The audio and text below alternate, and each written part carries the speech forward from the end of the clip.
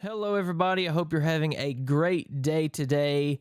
On this video, we're continuing the Ride Along Sports 100 team countdown. We've made it into the 80s, folks. We're going to do 89 through 85. That's 5 teams. Let's not waste any time. Let's get right into it. Number 89 on the 100 team countdown list is the Georgia Southern Eagles from the Sun Belt Conference. They've been in the Sun Belt Conference since 2014. Georgia Southern from right there in Statesboro, Georgia. They play here at Allen E. Paulson Stadium, 25,000 capacity. The first season for the Eagles was back in 1924, and in 2024, Clay Helton is leading the program. He's entering his 3rd season, and if you've never heard of Clay Helton, this may be a familiar reminder for you. He was the former USC Southern California head coach from 2015 to 2021. He went 46-24 during his tenure there, and he was fired in 2021 after losing to Stanford in just the second game of the season. USC is one of those teams where if it's not going so well in the middle of the season, you're gone, and that's just the tough truth. That's the tough reality of a head coach for Southern California. But he moved on. He was quickly picked up by Georgia Southern, and so far he's had like a so-so kind of mediocre 2 seasons, I should say. He's went 12-14 so far, consecutive 6 and 7 seasons with losses in the 2022 Camellia Bowl to Buffalo and a loss in the 2023 Myrtle Beach Bowl to Ohio. But a high point in the past 2 seasons was their upset victory versus Nebraska in 2022. Now, I know Nebraska may not be that much, but for a team like this team right here, and for any other group of 5 teams, beating a Power 5 opponent is big, and they beat Nebraska in 2022. The second time in 10 years that Georgia Southern had beaten a Power 5 opponent. That's big. That's a big step for these group of 5 teams, especially the ones on the lower end of the spectrum, like a Georgia Southern. The Eagles lost 5 games in a row last year to end the season. That's including the bowl game. The defense just unraveled, and that offense just could not produce enough steam to push through those tough conference games. It was a brutal second half of that year, but as we're looking into 2024, what's the quarterback play going to look like? Well, to quote an article about Georgia Southern, a Georgia Southern article here, talking about the 3 quarterbacks that are up for the position, says right here, senior transfer Dexter Williams, he's coming in from Indiana. He's battling versus last year's backup sophomore J.C. French and redshirt sophomore David Dallas, who's healthy for the first time since becoming an Eagle. So you got a 3-man quarterback battle there, and I would expect Dexter Williams, the senior transfer from Indiana, to win that starting position. But this battle's going to continue on into the fall, and I'm sure by the time the first game comes around, there will be a decision made. Coach Helton will probably put in Dexter Williams, but look, I could be wrong. But let's take a look at their schedule for 2024. It's a tough one. There's some tough games in here. Starting August 31st, the week 1 Saturday, they got to play Boise State. That one's going to be at home, 3 p.m. Central Time on ESPNU. Then the next week, they go to Nevada, and then back home against South Carolina State before traveling to Oxford, Mississippi, to play the Ole Miss Rebels, a hot team. That's going to be a 6:45 Central Time kick. Then the next week, they'll play at Georgia State. Then they got to play Marshall before playing a hot James Madison team that, they have some coaching changes. They have guys coming out of the program, but they're going to still be hot. That's a program that had a lot of success in the FCS, and since they've moved up to FBS, they've been very powerful, honestly, and I don't see that changing anytime soon. So that one could be very tough for Georgia Southern. But then the next week they play Old Dominion, then they go to South Alabama. They'll play another hot Troy team. Then they go to Coastal Carolina and end the season at home versus Appalachian State. So that's what Georgia Southern is looking like this season.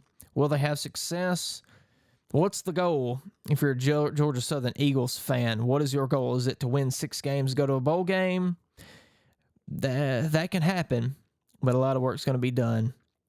And whoever leads that team at quarterback gets that offense in a rhythm, that could be a determining factor for Georgia Southern. That's number 89 on our list. Let's move right along here. 88, the Western Kentucky Hilltoppers from the Conference USA, Bowling Green, Kentucky. L.T. Smith Stadium holds just about 22,000 people. Western Kentucky first entered the gridiron in 1908, and in 2024, Tyson Helton is entering his 6th season, and he's done pretty well there for Western Kentucky. They're 40-26 in the time that he's been the head coach. Helton was the Conference USA Coach of the Year in 2019, and he's had great success. He's had 4 winning seasons, with the outlier being the weird, crazy COVID season where they went 5-7 that year. But can you even count that?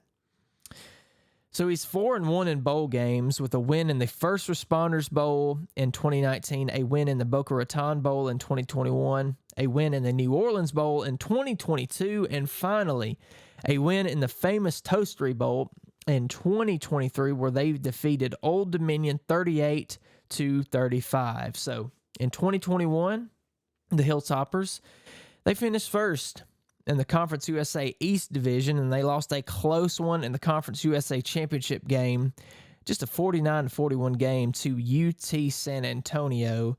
So they've been right up there in the Conference USA title picture for several years. So let's take a look at a little bit of recruiting here. TJ Finley is on his way in from Texas State. But the Hilltoppers, they're reloading on offense, and I think this can be a very powerful, high-performance offense that may knock some of these teams off their feet. And I think they have a chance here, looking at this schedule, to rack up a good number of wins. Let's take a look at this schedule now.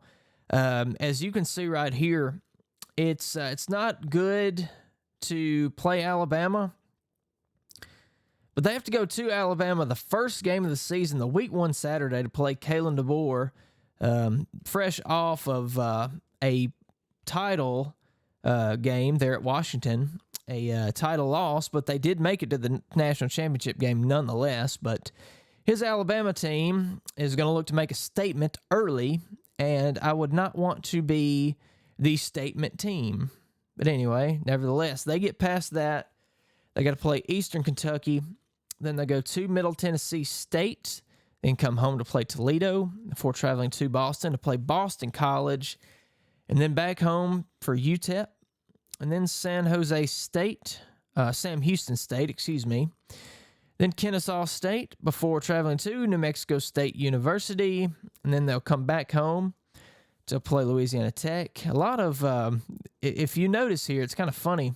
Home away, home away, home away. That's an interesting combo there. That's an interesting schedule breakdown there. They'll go to Liberty, to Virginia, and then they'll come home.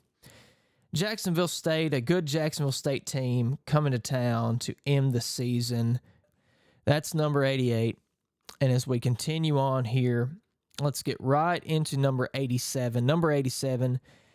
The James Madison Dukes from the Sun Belt Conference. Bridgeforth Stadium, 24,877 is the listed capacity for that stadium. They first started playing football back in 1972.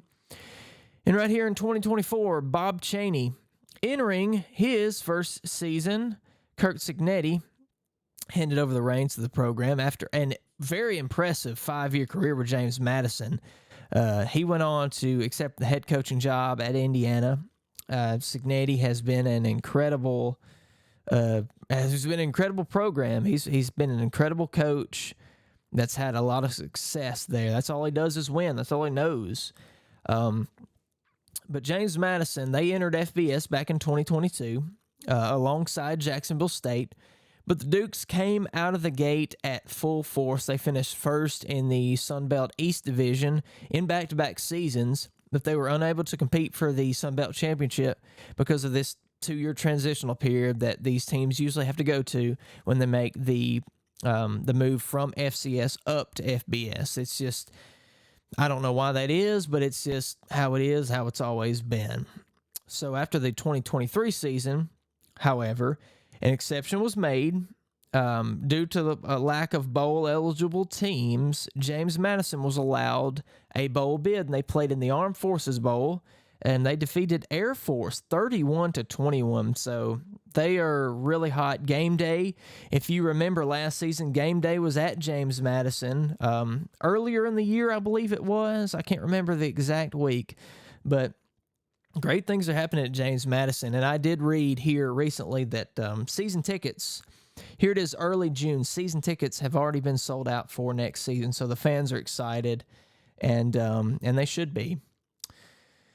But, when it comes to play on the offensive and defensive side of the ball, it's kind of like uncertainty because a lot of players are following Kurt Cignetti to Indiana. Others are moving on to new programs. Jordan McLeod could be the biggest one. He's on his way to Texas State. He threw 3,657 yards, 35 touchdowns last season, a 68.2% completion rate. That's going to be hard to match by an incoming quarterback or anybody for that matter. But former Washington Huskies quarterback Dylan Morris, he could be that guy. And he could be the guy that leads them to success in 2024, but he's going to have to earn his position. At Washington, he threw for 2,255 yards on 18 touchdowns in his 2 years as starter for the Huskies. And that's before, obviously, Michael Penix Jr. Came into town and took the role there at Washington. But there is some hope. There's a lot of hope for James Madison. They're going to take the momentum that they've had, and with a new coach, with new players, I think that's going to be sustainable. And there's going to be people to come in, and they're going to want to play at James Madison, whether that's players, taking a step down from Power 4, or maybe players that are really good at a lower level. They get the chance to play FBS football there in the Sun Belt Conference. They may, a diamond in the rough, I should say, or a gem, if you want to use some sort of cheesy recruiting terms. But let's take a look at the schedule that James Madison is facing this season. They'll start the year, they'll go to Charlotte. Then they'll have to play George, what is that? GWEB.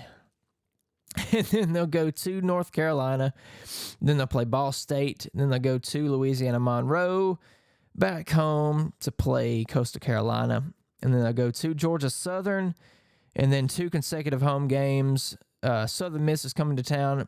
And then Georgia State's coming to town. And then they'll have 2 consecutive road games, going to Old Dominion, and then going to App State the very next week. And then they'll end the season against Marshall November 30th, Saturday.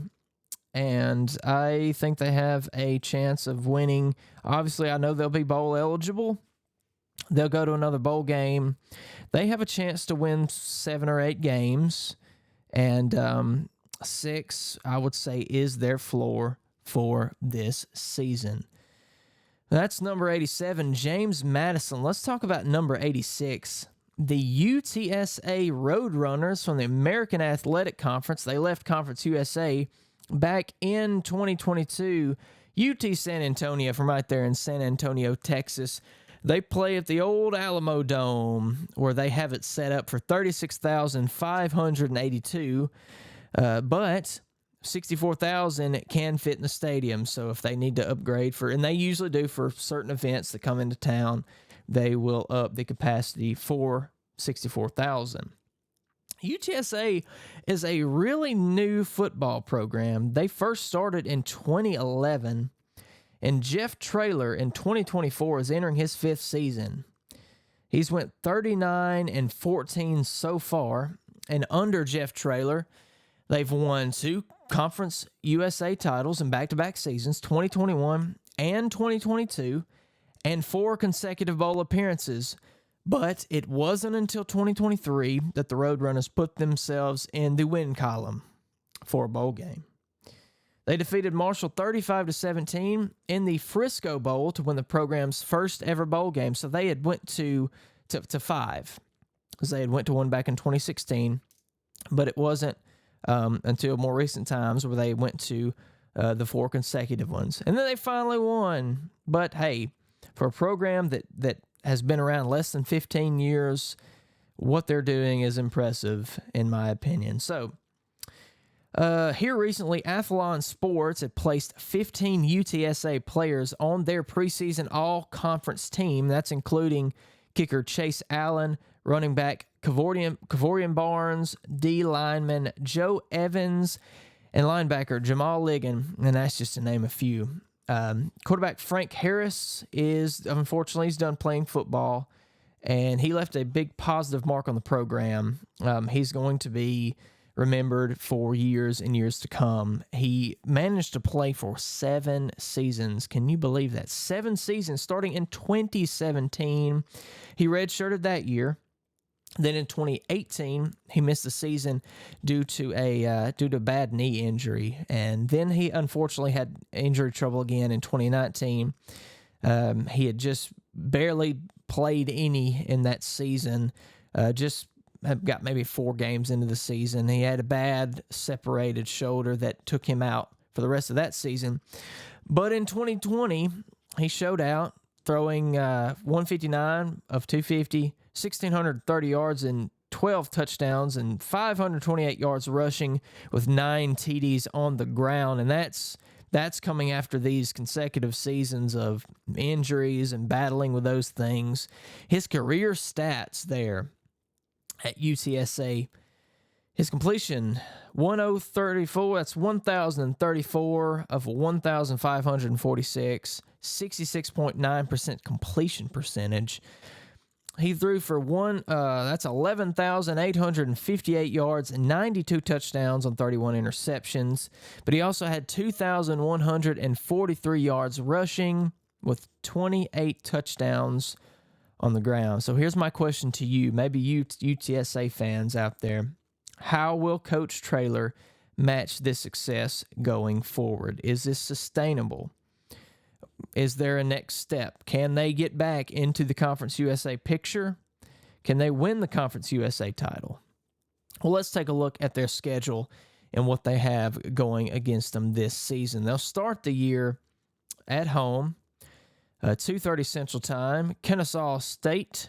Then they'll travel to Texas State before they have to play the Texas Longhorns on September 14th. That will not be an easy task. Texas coming to the Southeastern Conference. They're looking for blood this year, and they're not going to want to have any trouble with a non-conference opponent, and they won't. But for UTSA, look, you've got a good slew of teams here that you can win. And as we look here, East Carolina, Rice, FAU, Tulsa, Memphis, North Texas, Temple, and finishing the season at Army. Interesting there. But they have a chance of doing pretty good. But I ask you again, if there's any UTSA fans out there, what's your gauge this season? What's the temperature for the UTSA fans? Is this going to be a continued rise up? Because, look, you went up, hit a little bit of a bump. Will you continue to go up? Will the chart continue to trend upwards for UT San Antonio? But we made it to our final team. The Wyoming Cowboys from the Mountain West Conference from Laramie, Wyoming. War Memorial Stadium, 30,181 capacity, and at an elevation of 7,220 feet above sea level. War Memorial Stadium is the highest elevation stadium in all of FBS, and teams struggle with this. They really do.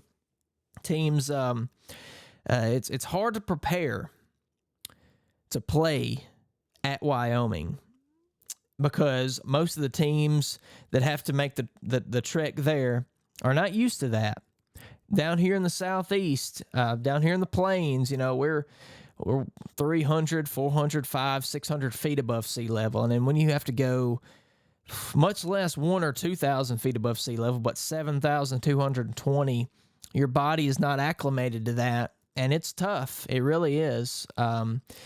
Wyoming has had a football program for a very long time. Their first season was in 1893, and Jay Sawville is entering his first season here in 2024. He became the DC at Wyoming in 2020, and this is after Craig Bowl retired after 10 seasons with the Cowboys. Now, Bowl, he had a very successful run at North Dakota State back before he came to Wyoming.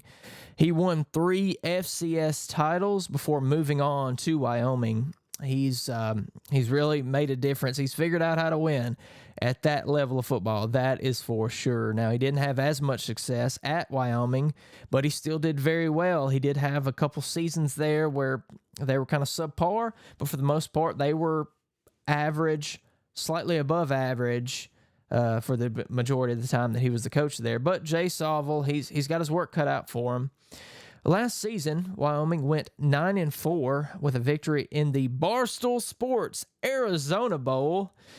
They beat Toledo 16-15. In this season here, in the late spring, early summer, a number of Wyoming players have appeared on the Mountain West preseason all-conference team. So that is a good sign when your team, when your players are on an all-conference team. Well, let's talk about quarterbacks real quick. A notable quarterback that played there at Wyoming is Josh Allen. Josh Allen, quarterback for the Buffalo Bills. He played his college ball at the Wyoming Cowboys. So he is used to the cold. And obviously Buffalo is definitely probably the coldest NFL venue, coldest NFL stadium, coldest NFL city. Some may argue, I think the majority of it, because they have that crazy weather up there at Buffalo. And he's used to that. So he's good. That was a good match for him. But Evab Svoboda will be the starting QB for 2024. I apologize that I just butchered that man's name. The 6'5", 245 beast, the junior, he's made a statement.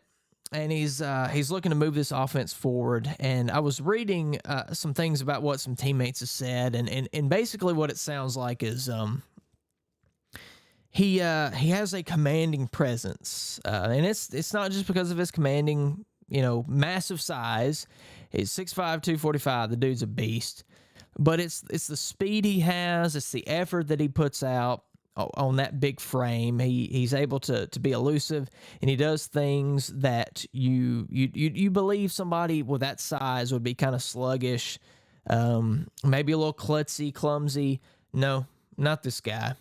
He is very powerful, and he's got a great arm as well. So he's going to be good for this Wyoming Cowboys team. I love we're trending towards smaller quarterbacks. And look, personally, I don't think there's anything wrong with that, because smaller, more elusive quarterbacks that can scramble, get out of the pocket, run down the field if they need to. That's just the name of the game here in 2024, and has been for a while. There's been several very successful smaller quarterbacks in history, as well as at the NFL level. A lot of quarterbacks are a smaller frame are having a lot of success. But I love to see a big, huge quarterback, like a big Ben Roethlisberger, because that dude for the Pittsburgh Steelers, man, he was big, and you would think that he would be a clumsy, klutzy guy.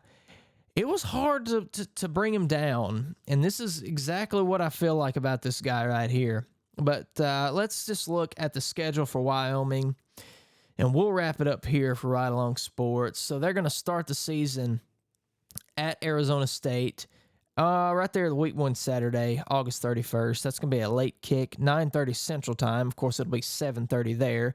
But I don't know. That's Arizona. They have the weird, they don't do the daylight savings time. Or is it the standard time? Whatever they do there. Arizona folks, chime in. Let me know. I've had this discussion before about Arizona, and every time I go to talk about it, like on camera or to other people, I'm clueless about that. So please help me. What is Arizona's, how's their time, and how does it compare to ours? When we get later into the season, like when time changes here in the Southeast, is the time going to be, what's the time difference going to be there? That's what I need to know, folks. Please tell me. Tell me in the comments. Anyway, on September 7th, Wyoming will play Idaho, the Idaho Vandals, and then the very next week they'll play BYU. Then they'll travel to North Texas before playing Air Force. Then they'll come back home. They'll have 2 home games in a row. San Diego State. And then the next week they go to San Jose State before coming back home and playing USU. What is USU? And then New Mexico for playing Colorado State, Boise State, and ending the season at Washington State, one of the members of the Pac-2 Conference. So that is the Wyoming Cowboys, a team that plays 1.5 miles above sea level. And that concludes 89 through 85 on the Ride Along Sports countdown to the college football season. 100 teams. We're getting behind on this, but we're getting through it, folks. We're getting through it. So stay tuned, stick around, be patient. Like and subscribe, please, if you enjoy this, if you want to see more of this. Hope you have a great and wonderful day. We'll see you next time.